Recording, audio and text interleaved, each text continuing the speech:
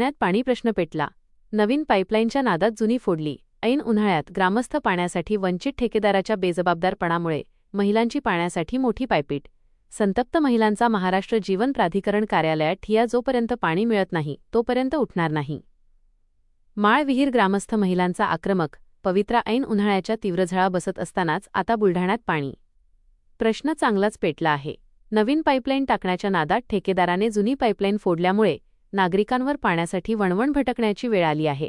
यामुळे संतप्त झालेल्या माळविहीर आणि वृंदावन नगरमधील महिलांनी थेट महाराष्ट्र जीवन प्राधिकरण कार्यालयात धाव घेत आक्रमक ठिय्या आंदोलन सुरू केले आहे.